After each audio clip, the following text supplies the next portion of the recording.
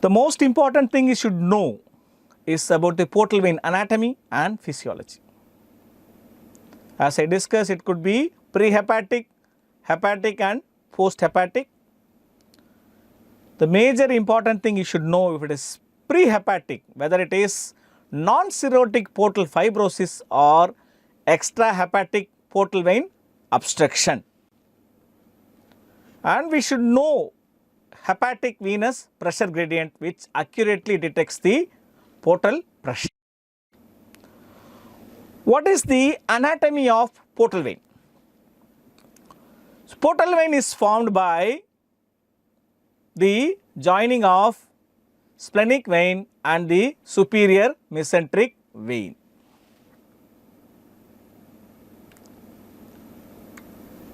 This is what forms the portal vein.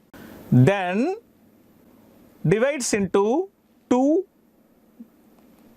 tributaries, right and the left, which joins the part of portal tract and sinusoids.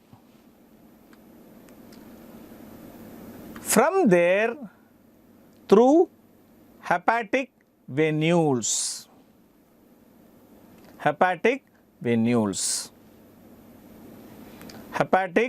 vein joins the inferior vena cava.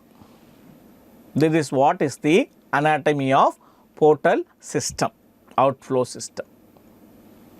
What is the normal portal venous pressure? It is 5 to 10 millimeter of mercury or 14 centimeters of water. What is portal hypertension? It could be very important. It is obstruction to flow or resistance to flow, increased resistance to flow. It could be two factors. Not that portal hypertension could be due to only obstruction. Increased resistance or there can be a decrease in flow. What happens if there is an increased resistance? What are the conditions? It is due to either it is due to mechanical occlusion or a intrahepatic resistance. Intrahepatic resistance is classically cirrhosis. Mechanical occlusion is due to a prothrombotic state. It could be a portal vein obstruction or hepatic venous outflow system obstruction. Prothrombotic state starts from malignancies to various genetic conditions, which we all know. What are the conditions where there is increase in blood flow? That also can produce portal hypertension. That is a splanchnic AV fistula, splenic artery aneurysm. Rarely you see in polyarteritis nodosa. So, these are the conditions you get increased in flow. This is not a common condition. So, what is classically seen is increased resistance due to mechanical occlusion or intrahepatic resistance you see in cirrhosis.